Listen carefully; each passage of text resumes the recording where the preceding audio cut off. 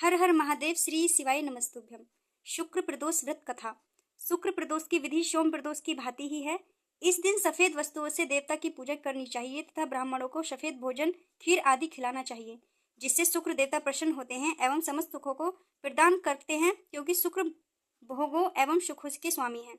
प्राचीन समय में कहीं पर 3 मित्र रहते थे। पहला कायस्थ, दूसरा ब्राह्मण और तीसरा वैश्य था। तीनों मित्रों का विवाह हो गया था।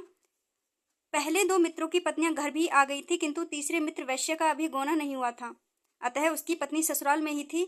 एक दिन कायस्थ ने अपने वैश्य मित्र से कहा कि तुम अपनी पत्नी क्यों नहीं लिवा लाते। अपने मित्र की बात सुनकर वह अपनी पत्नी को लिवा लाने के लिए ससुराल जाने के लिए तैयार हो गया, किंतु उसके घर वालों तथा ब्राह्मण मित्र ने कहा कि अभी शुक्रास्त है, अतः अभी विदा कराने का कोई मुहूर्त नहीं है। शुक्र के उदय होने पर विदा करा लाना, किंतु उसे किसी का कहना न मानना और अपनी ससुराल चला गया। दामाद को आया हुआ देखकर उसके ससुर ने आने का कारण पूछा, तब उस वैश्य ने कहा कि मैं अपनी पत्नी को विदा कराने आया हूँ। ससुराल वालों ने कहा कि अभी शुक्रास्त है, अतः विदा करना उचित नहीं है, किंतु वह उनकी बात को नहीं माना।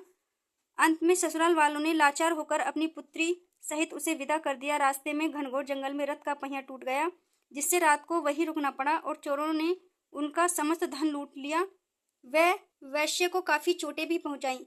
इस प्रकार के अनेक संकटों को सहन करते हुए जब वह लोग अपने घर पहुंचे, तो वहां पर घर में प्रवेश करते ही एक जहरीले सर्प ने उस वैश्य को डस लिया और उसके शरीर में जहर फैला दिया। वैश्य की दशा देखकर उसकी नववधू विलाप करने लगी। इतने में उसका ब्राह्मण मित्र आ गया। उसने कहा कि मेरे मना करने पर भी कि अभी शुक्रास्त है, विदा करना उचित नहीं है, किंतु किसी का कहना न मानकर इन्होंने विदा कराई है, इसी कारण इस प्रकार का दुख हुआ है। अतः यदि यह अपनी पत्नी सहित वापस ससुराल लौट जाए तथा शुक्र उदय होने पर आए तो निसंदेह इसके कष्ट दूर हो जाएंगे। ब्राह्मण मित्र की बात को सुनकर उस वैश्य की पत्नी अपने पति के साथ मायके वापस चली गई।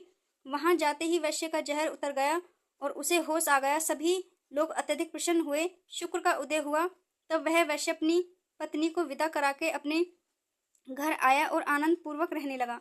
शुक्रास्त में कोई मांगलिक कार्य नहीं करना चाहिए। इस कथा को पढ़ने या सुनने से समस्त पाप नष्ट हो जाते हैं, वह सभी सुखों की प्राप्ति होती है।